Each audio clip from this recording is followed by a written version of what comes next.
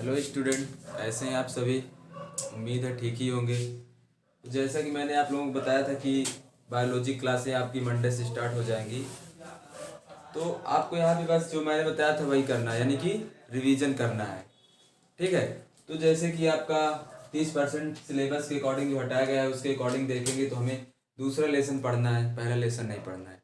तो हम दूसरे लेसन से स्टार्ट करते हैं पुष्प की संरचना से, यानी कि फ्लावर स्ट्रक्चर से स्टार्ट करेंगे। पहले समझेंगे कि कौन कौन से इसमें पार्ट होते हैं, कौन कौन से भाग हैं। फिर उसके बाद इसमें पढ़ेंगे जो हमारा ये मुख्य अध्याय है, यानी कि पुष्पीय पौधों में लैंगिक जनन। ठीक। तो देखते हैं थोड़ा सा पहले इसके बारे में, यानी कि पुष्पीय पौधों में लैंगिक जनन हमें पढ़ना है। इस अध्याय में हमें यही पढ़ना है कि जो पुष्पीय पौधे होते हैं उनमें जनन किस प्रकार से होता है। ठीक। अगर आपके सिलेबस से इसके पहले मैंने पढ़ाया भी है, जैसे सिलेबस पहला अध्याय हटा दिया गया है उसमें आपको जनन पढ़ाया जाता है। तो उसमें जनन दो प्रकार से होता है, यानी कि एक होता है अलैंगिक जनन,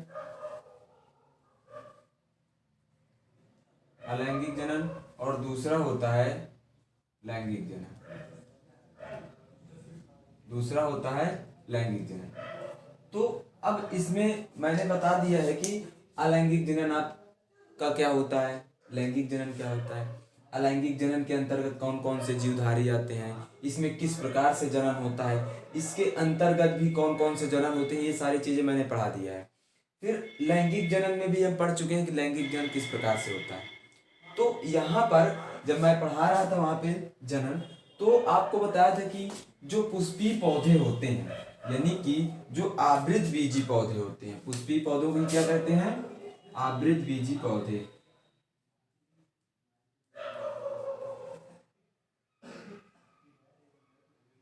आवृत बीजी पौधे, आवृत बीजी पौधे यानी कि एंजियोस्पर्म। ठीक। पुष्पीय पौधों को ही क्या कहा जाता है, आवृत बीजी पौधे।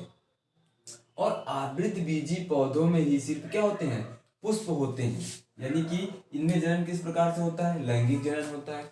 और वो उनका लैंगिक अंग क्या होता है, पुष्प होता है। इसीलिए इन्हें कहा जाता है आवृत बीजी पौधे। अब देखिए आवृत बीजी पौधों में, अब मान लीजिए जैसे, ठीक, ये सारी चीजें तो इसमें हमें यहाँ पे आपको बस इतना याद रखना है कि हमें पढ़ना है पुष्पीय पौधे, जितने भी सारे पुष्पीय पौधे होंगे उन सभी में जन्म किस प्रकार से होता है। बस यहाँ पर आपका मेन टॉपिक यही है कि हमें पढ़ना है पुष्पीय पौधे, यानी कि जितने भी सारे पुष्पीय पौधे होंगे उनमें जनन किस प्रकार से होता है। ठीक। तो अब हमें पुष्पीय पौधों में जनन को पढ़ने से पहले हमें पुष्प की संरचना जानना जरूरी है, ताकि हम उसके सारे भागों को, यानी उसके सभी पार्टों को जान सके। ठीक। तो आइए देखिए, यहाँ पे आपका एक पुष्प बना हुआ है। ठीक है। थोड़ा सा कुछ चीजें और समझ लीजिए। पुष्प जैसे आपसे पूछा जाए, पुष्प भी क्या होते हैं, दो प्रकार का होता है। एक होता है एक लिंगी पुष्प, एक लिंगी पुष्प, और एक होता है द्विलिंगी पुष्प। एक लिंगी पुष्प या द्विलिंगी पुष्प। अब यहाँ पर एक लिंगी पुष्प क्या होते हैं, एक लिंगी पुष्प वे पुष्प होते हैं जिनमें सिर्फ एक ही, यानी कह सकते हैं जिनमें सिर्फ क्या होता है, सिर्फ एक ही लैंगिक अंग पाया जाता है। एक लिंगी पुष्प ऐसे पुष्प होते हैं जिनमें सिर्फ एक ही लैंगिक अंग पाया जाता है, यानी कि या उसमें पुमंग पाया जाएगा या जायांग पाया जाएगा। जैसे कि इसके उदाहरण देखते हैं, एग्जाम्पल तरबूज और पपीता। ठीक। आदि और भी है। तो एक लिंगी पुष्प वे पुष्प होते हैं जिनमें सिर्फ क्या होता है, एक ही लैंगिक अंग पाया जाता है, या उसमें एंड्रोसियम पाया जाएगा यानी पुमंग पाया जाएगा, या उसमें जायांग यानी कि जिम्नोसियम पाया जाएगा। ठीक। तो यहाँ पर पुष्प और द्विलिंगी पुष्प क्या होते हैं, द्विलिंगी पुष्प वे पुष्प होते हैं जिनमें दोनों लैंगिक अंग पाए जाते हैं, उसमें जायांग भी पाया जाएगा और पुमंग भी पाया जाएगा, यानी कि स्त्री केसर भी उसमें पाया जाएगा और पुंग केसर भी उसमें पाया जाएगा। ठीक। तो ये था, मान लीजिए पुष्प के प्रकार, यानी एक लिंगी पुष्प और दो लिंगी पुष्प क्या होते हैं। अब हम देखते हैं पुष्प की संरचना। ठीक, अब हम पढ़ेंगे पुष्प की संरचना की एक पुष्प में कौन कौन से भाग होते हैं, कौन से भाग कहाँ पर होते हैं। ठीक, तो अब देखिए यहाँ पर एक पुष्प बनाया गया है। अब आप लोग देखेंगे कि किसी भी पुष्प में मुख्य रूप से, अगर आपसे पूछा जाए किसी पुष्प में मुख्य रूप से कितने भाग होते हैं, मुख्य रूप से कितने भाग होते हैं, तो आप क्या बताएंगे? किसी भी पुष्प में मुख्य रूप से 4 भाग होते हैं।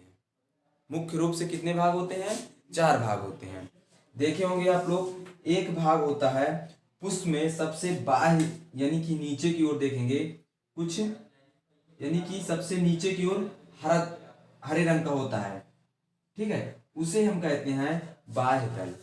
उसे क्या कहते हैं हम? बाह्य दल यानी कि सिपल। सिर्फ अगर यहाँ पर सिर्फ एक बाह्य दल की बात होगी तो आप उसे सिपल कहेंगे यानी कि बाह्य दल कहेंगे। अगर किसी पुष्प के सभी बाह्य दल की बात होगी तो आप उसे कहेंगे बाह्य दल पुंज। ठीक है, अगर सिर्फ एक बाह्य दल की यानी सिपल की बात होगी तो आप उसे क्या कहेंगे? सिर्फ अगर एक बाह्य दल की बात हो तो उसे आप कहेंगे सिपल। अगर एक पुष्प के सभी बाह्य दलों की बात की जाए, अगर एक पुष्प के सभी बाह्य दलों की बात की जाए तो आप उसे कहेंगे बाह्य दल पुंज यानी कि कॉलिक्स। ठीक, उसके बाद बाह्य दल पुंज क्या होता है? यानी कि ये पुष्प के सबसे निचला भाग होता है। पुष्प में आप देखेंगे पुष्प के नीचे हरे रंग का होता है, उसे हम कहते हैं क्या? बाह्य दल। ये सबसे नीचे होता है। फिर उसके बाद आता है आपका, उसके बाद आता है कुछ कलर टाइप का। आप देखे होंगे पुष्प में एक कलर टाइप का पंखुड़ी जिसे आप कहते हैं वो आता है, उसे हम कहते हैं दल।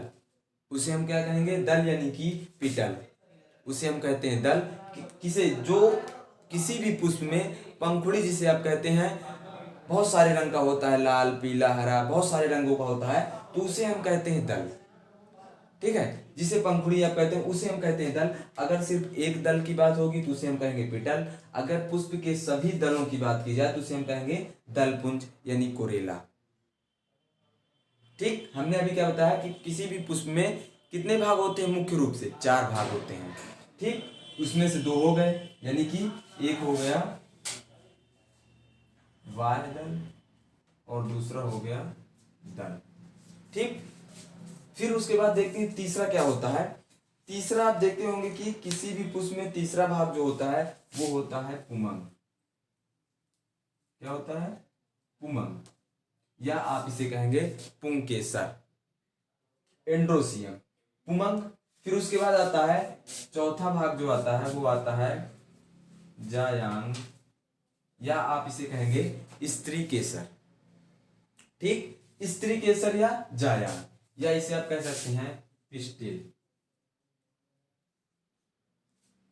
अब देखिए, हमने बताया अभी कि किसी भी पुष्प में मुख्य रूप से कितने भाग होते हैं? 4। पहला भाग क्या होता है उसका? बाह्य दल। दूसरा दल जिसे पंखुड़ी भी कहते हैं, फिर दूसरा होता है दल जिसे पंखुड़ी भी कहते हैं, और तीसरा होता है पुमंग। ठीक है, पुमंग यानी कि एंड्रोसियम। पुमंग या एंड्रोसियम, या इसे आप कह सकते हैं पुंकेसर। इसे क्या कह सकते हैं? पुंकेसर। और जो पुमंग या पुंकेसर होता है ये किसी भी पुष्प में नर भाग को प्रदर्शित करता है। यानी कि जो पुमंग होगा वो किसी भी पुष्प में किसको प्रदर्शित करता है? नर भाग को, यानी कि मेल पार्ट को ये प्रदर्शित करता है। फिर उसके बाद आता है जायांग।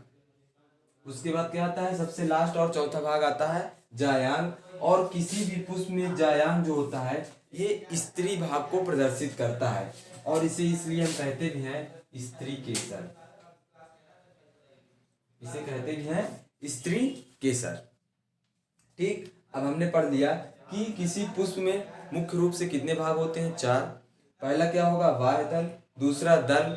ठीक, अभी हमने बताया भी कि अगर एक दल की बात की जाए, सिर्फ एक पुष्प के एक दल की बात की जाए तो उसे आप क्या कहेंगे? पिटल। अगर सभी दलों की बात की जाए, पूरे पुष्प में जितने भी दल होंगे उन सभी की बात की जाए तो आप उसे पूरे सभी को मिलाकर कहते हैं दलपुंज, कोरेला। ठीक, अब देखिए यहाँ पर भी क्या होगा, मान लीजिए किसी पुमंग की, एक पुमंग की बात की जाती है तो उसे आप पुमंग कहेंगे। सभी अगर यहाँ पे पुमंग की बात की जाए तो आप उसे क्या कहेंगे, पुंकेसर। ठीक, इसी तरह से क्या होता है, और ये भाग होता है आपका पुमंग, ये भाग होता है आपका पुमंग। फिर उसके बाद आता है ये, यहां से ये भाग आपका पूरा, यहां से यहां तक पूरा भाग कहलाता है आपका जायांग। ठीक है, ये भाग क्या कहलाता है, जायांग यानी कि जिम्नोसियम। और जायांग को हमने बताया इसे क्या कहते हैं, स्त्री केसर कहते हैं, क्योंकि जायांग क्या होता है, किसी भी पुष्प में स्त्री भाग को प्रदर्शित करता है। ठीक, अब आपको यहाँ पे पता है कि किसी पुष्प में मुख्य रूप से कितने भाग होते हैं, कौन सा भाग कहाँ पर होता है, ये चीज हो गई। अब हम देखते हैं यहाँ पे किस भाग का क्या क्या कार्य होता है। यहीं पे देखेंगे हम कि इन सभी में किस भाग का क्या क्या कार्य होता है। इस पुष्प में जनन किस प्रकार से होता है, यानी कि लैंगिक जनन, सेक्सुअल रिप्रोडक्शन किस प्रकार से होता है, देखते हैं इसे।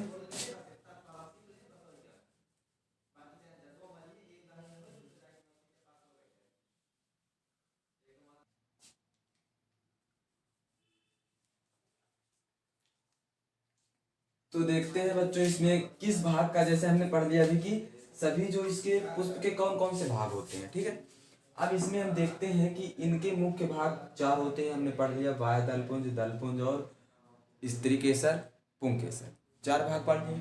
अब इसमें से हम देखते हैं कि इनके जो मुख्य रूप से कौन से भाग होते हैं, मुख्य रूप से कितने भाग होते हैं, यानी कि 4 होते हैं। अब हम इसमें भी देखते हैं इन 4 भागों में, इन 4 भागों में जो जनन में, यानी कि पुष्पी पादपों में, यानी पुष्पी पौधों में जो जनन होता है, लैंगिक जनन होता है, उसमें कौन से भाग हैं जो इसमें पार्टिसिपेट करते हैं, जो अपनी भाग लेते हैं उसमें, यानी कि लैंगिक जनन में।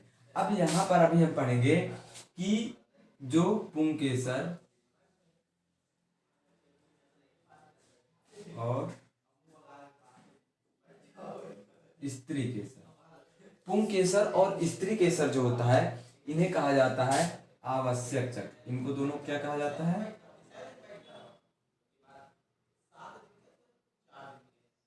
आवश्यक चक्र कहा जाता है।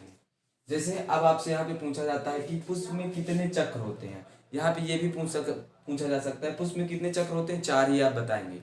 ठीक है, वही होता है जो हमने बताया कि मुख्य भाग कौन होते हैं, चक्र कितने होते हैं। यहाँ पर आवश्यक चक्र जो होते हैं वो 2 होते हैं, यानी पुंकेसर और स्त्री केसर, क्योंकि लैंगिक जनन में, यानी आप कह सकते हैं कि लैंगिक जनन में सिर्फ पुंकेसर और स्त्री केसर ही क्या करते हैं, भाग लेते हैं। दल और बाह्य दल ये दोनों इसमें भाग नहीं लेते हैं। ठीक, तो अब हम देखते हैं एक, जैसे हमने अभी बताया कि 2 भाग लेते हैं, यानी कि पुमंग जो होता है, अभी हमने बताया कि एक पुमंग, ये पूरा पुमंग यहाँ से क्या है, एक पुंकेसर है, इसे आप क्या कहेंगे, पूरा एक पुंकेसर। ठीक, अब इस एक पुंकेसर के भी क्या 2 भाग होते हैं, इस एक पुंकेसर के भी 2 भाग होते हैं। इसका जो आप यहाँ से देख रहे हैं, ये डंठल के तरीके की संरचना है, इसे कहते हैं पुतंतु या फिलामेंट। ठीक, अब और ये जो ऊपर का भाग दिख रहा है आपको, इसे कहते हैं परागकोश, परागकोश या एंथर, परागकोश या एंथर इसे कहते हैं। ठीक है, तो पुंकेसर के कितने भाग होते हैं, टोटल 2। पहला जो डंठल के तरीके का भाग दिखता है उसे हम कहते हैं पुतंतु या फिलामेंट। फिर दूसरा जो भाग होता है, इसका सबसे ऊपर वाला भाग होता है परागकोश कहलाता है, जिसे हम कहते हैं एंथर, परागकोश या एंथर। ठीक, इसी प्रकार से जो जायांग होता है, यानी पिस्टिल होता है, इसके भी मुख्य रूप से 3 भाग होते हैं। मुख्य रूप से इसके कितने भाग होते हैं, 3 भाग होते हैं। आप देखेंगे सबसे ऊपर वाला भाग जो होता है, यहाँ पर सबसे ऊपर वाला भाग जो होता है, इसे कहते हैं वर्तिकाग्र। इसे क्या कहते हैं, वर्तिकाग्र कहते हैं, यानी कि स्टिग्मा इसे कहते हैं। ठीक, उसके बाद, और ये हमेशा ऊपर क्या होता है, गोला प्रकार का होता है, यानी गोला गोला होता है, इसे ही हम क्या कहते हैं, वर्तिकाग्र या स्टिग्मा। फिर उसके नीचे आप देखेंगे, उसके नीचे आप देखेंगे जहां तक क्या होता है, ये कुछ सुराही की तरीके की संरचना बनी होती है, इसे हम क्या कहते हैं, वर्तिका। इसे हम कहते हैं वर्तिका। ये कुछ पतली भी होती है, यानी कि वर्तिकाग्र और इसके नीचे वाले भाग से क्या होती है, पतली भी होती है, इसे हम कहते हैं वर्तिका। और यहाँ से सबसे नीचे वाला भाग, यहाँ से सबसे नीचे वाला जो भाग होता है इसे कहते हैं अंडाशय। इसे कहते हैं अंडाशय या ओवरी। ठीक, फिर से एक बार देखिए, पुंकेसर के पूरे दो भाग होते हैं, परागकोश और पुतंतु, यानी एंथर और फिलामेंट। उसी प्रकार से जो पूरा जायांग होता है इसके भी मुख्य रूप से तीन भाग होते हैं। सबसे ऊपर वाले भाग को कहते हैं वर्तिकाग्र यानी स्टिग्मा, और सबसे नीचे वाले जो गोला प्रकार का होता है उसे हम कहते हैं अंडाशय। और इन दोनों के बीच में इनसे एक पतली संरचना होती है, उसे हम कहते हैं वर्तिका यानी स्टाइल। और सबसे नीचे वाले भाग को अंडाशय यानी कि ओवरी कहा जाता है। ठीक इस तरह से जो जायांग होता है इसके मुख्य रूप से तीन भाग होते हैं, पहला वर्तिकाग्र, वर्तिका, और सबसे निचला भाग कहलाता है अंडाशय। ठीक, इतनी बात समझ में आई। अब देखते हैं कि जो परागकोश होता है, जो परागकोश होता है,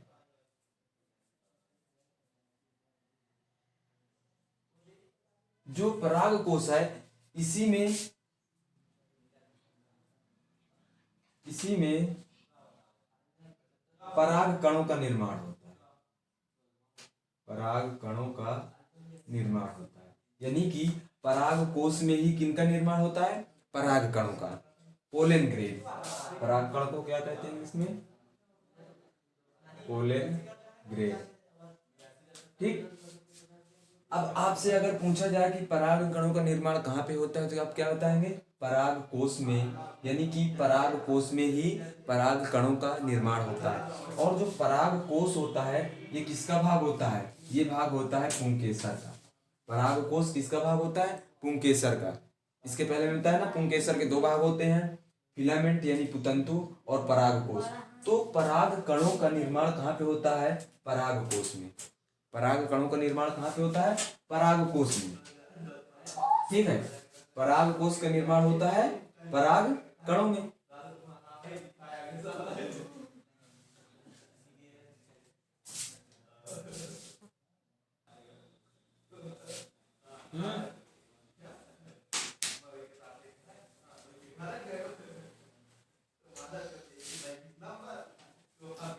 तो अभी हमने बताया कि पराग कोश में ही पराग कणों का निर्माण होता है। ठीक है, अब देखते हैं यहाँ पे,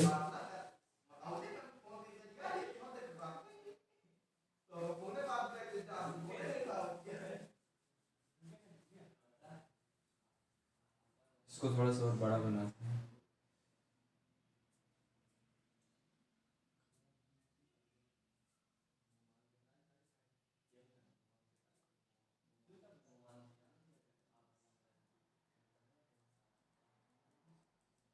ठीक, पराग कोश जो होता है इसी में किसका निर्माण होता है, पराग कणों का।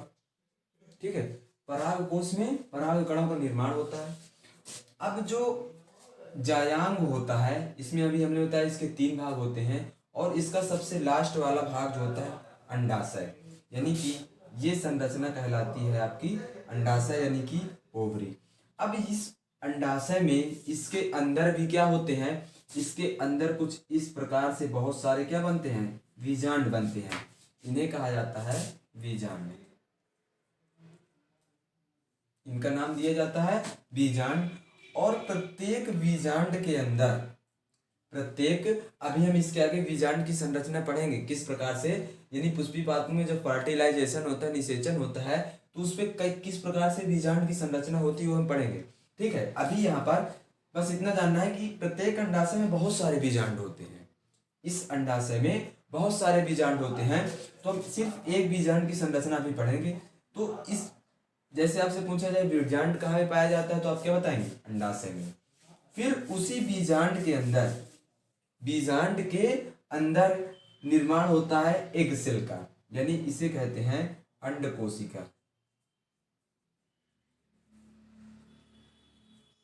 अंड कोशिका यानी एग सेल का निर्माण होता है।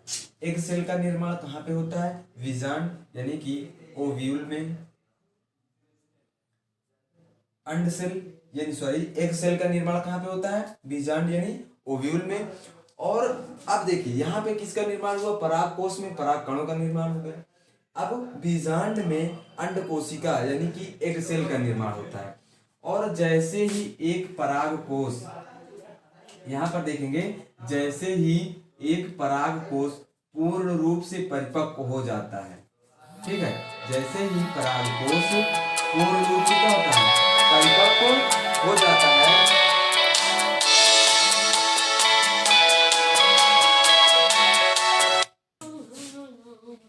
अब पराग कोश में पराग कणों का निर्माण होगा और बीजांड में अंड कोशिका का निर्माण होता है। जैसे ही कोई पराग कोश पूर्ण रूप से परिपक्व हो जाता है तो उसका स्फुटन हो जाता है, यानी कि मेच्योर पराग कोश जो होता है, मेच्योर एंथर जो होता है, वो क्या होता है? उसका स्फुटन हो जाता है और यहाँ से पराग कण क्या होते हैं? बाहर निकल जाते हैं। यहाँ से पराग कण बाहर निकलने लगते हैं। यहाँ से परागकण बाहर निकलने लगते हैं और पराग कोश से परागकण निकलकर सबसे पहले पहुंचते हैं वर्तिकाग्र में। कहाँ पहुंचते हैं? वर्तिकाग्र में। वर्तिकाग्र में पहुंचते हैं। यहाँ से यानी यहाँ पर एक क्रिया होती है, जैसे आपसे पूछा जाता है, अभी हम आगे पढ़ेंगे भी परागण क्या होता है। तो आपको परागण की डिफिनीशन बस ये लिखना है कि पराग कोश से पराग कणों का निकलकर, या आप लिख सकते हैं कि परिपक्व पराग कोश का स्फुटन होता है और उसमें से पराग कणों का निकलकर वर्तिकाग्र तक पहुंचना ही क्या कहलाता है? परागण कहलाता है। परागण यानी कि पॉलिनेशन कहलाता है। ठीक, परागण क्या होता है? पराग कोश से पराग कणों का निकलकर वर्तिकाग्र तक पहुंचना ही परागण कहलाता है। अब देखिए इसके आगे, जैसे ही यहां से बहुत सारे, देखिए एक पराग कोश में बहुत सारे पराग कणों का निर्माण होता है और सभी के सभी पराग कण क्या होते हैं? बाहर निकलते हैं और किसी न किसी माध्यम से, चाहे वह जल द्वारा, वायु द्वारा, कीट पतंगों द्वारा, मधुमक्खियों द्वारा, किसी भी माध्यम से कोई पराग कण जो होता है वो पहुंचेगा वर्तिकाग्र में। कोई भी पराग कण पहुंचता है वर्तिकाग्र में और ये होता भी है कि इसे ही हम क्या कहते हैं? परागण कहते हैं। यानी कि पराग कोश से पराग कणों का निकलकर वर्तिकाग्र तक पहुंचने की क्रिया को ही परागण कहते हैं। अब जैसे ही यहाँ पर कोई एक पराग कण पहुंचता है, जैसे ही कोई एक पराग कण यहाँ पर पहुंचता है तो उसमें क्या होता है? अंकुरण होता है, यानी कि वो होता है अंकुरित, और अंकुरित होकर यहाँ से एक नलिका बना लेता है।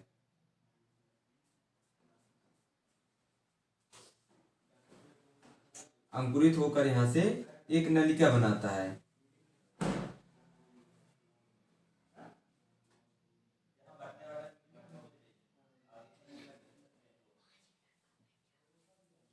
यहाँ से एक नलिका बनाता है और इस नलिका का नाम दिया जाता है पराग नलिका।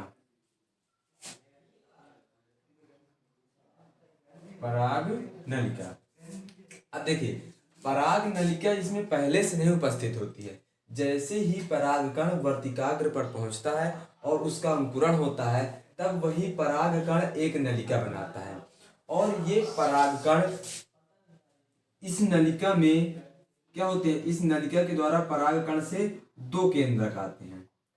यहां से दो केंद्रक आते हैं।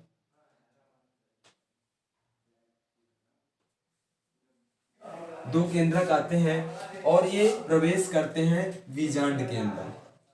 यही पराग नलिका बीजांड द्वार के द्वारा प्रवेश करती है बीजांड के अंदर, और बीजांड के अंदर इसी पराग नलिका के द्वारा ये पराग कण के जो केंद्रक हैं ये यहाँ पर पहुंचते हैं।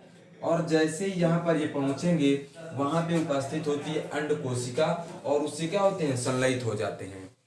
उससे संलयित हो जाते हैं और संलयित होकर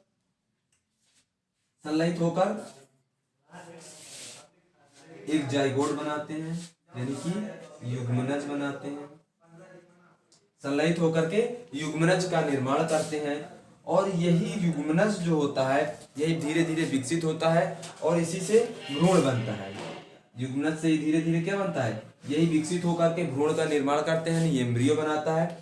और ये एम्ब्रियो जो विकसित होता है धीरे धीरे विकसित होकर के यही परिवर्तित होता है बीज में।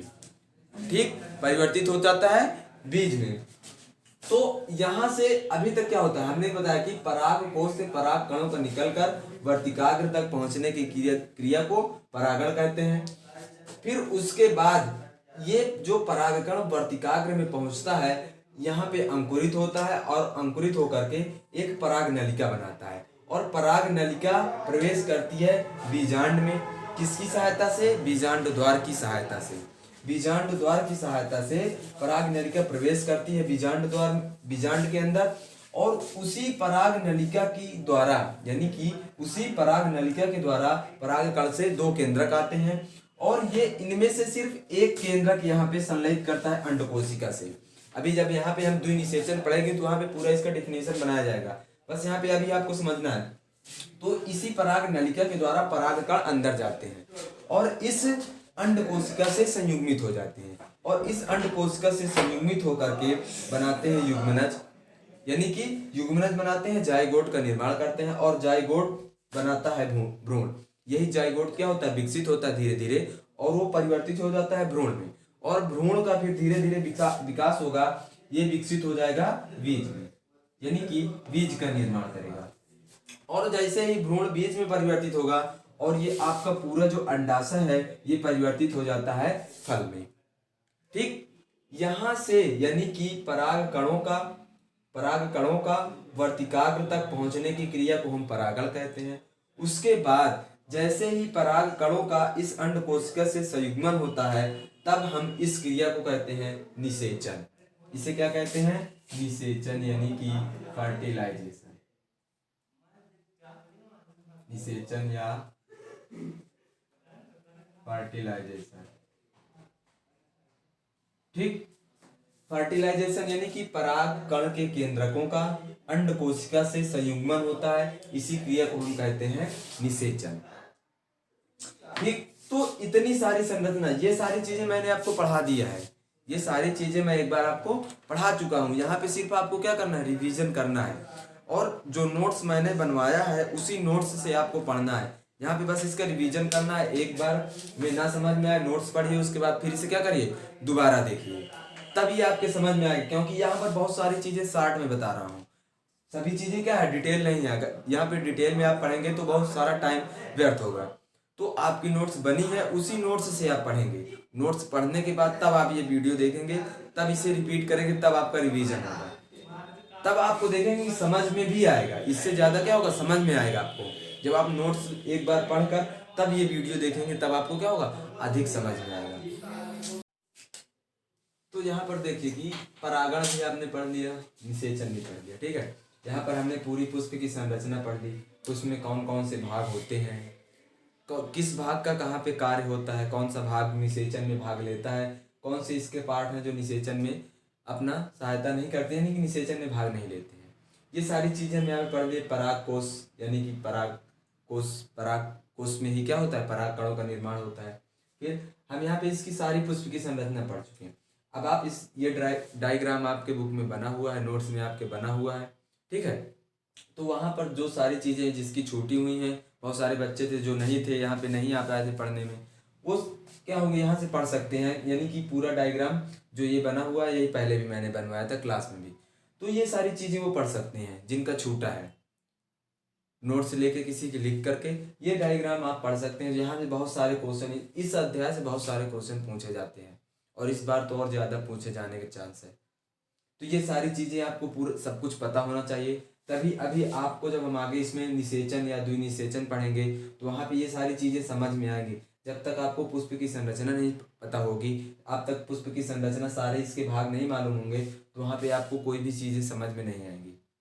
ठीक, तो ये सारी चीज़ें आपकी तैयार होनी चाहिए। कहाँ पे वर्तिका होता है, कहाँ पे पराग नलिका होती है, कहाँ पे पराग कणों का निर्माण होता है, कहाँ पे अंडकोशिका का निर्माण होता है, ये सारी चीज़ें आपको पता होनी चाहिए। ठीक है, आप ये इतना तैयार कर लीजिए। धन्यवाद, मिलते हैं।